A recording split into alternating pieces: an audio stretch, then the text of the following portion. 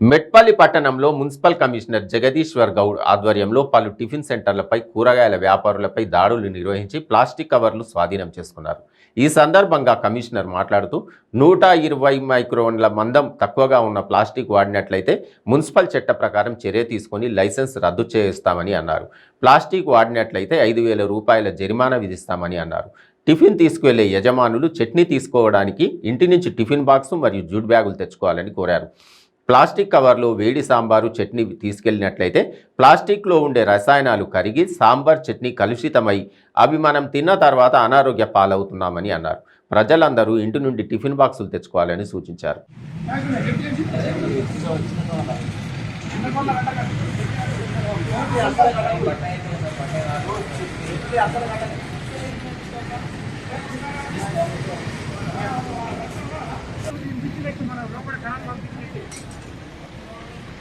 ఐసలు పెట్టి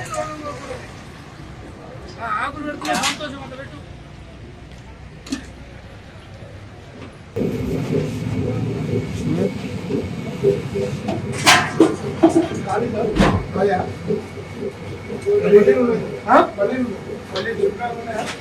గుర్తు ఉన్నట్టు ఒక్కడే కండక్టర్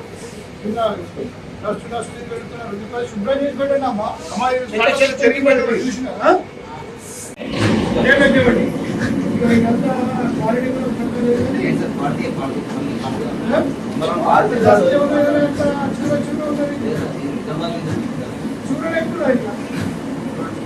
అరే రావు కదా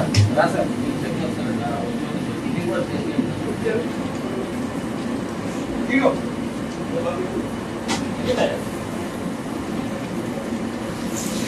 అంతా ఇది కొద్దిగా చెప్తాను మొత్తం చెప్తాను జరిగింది.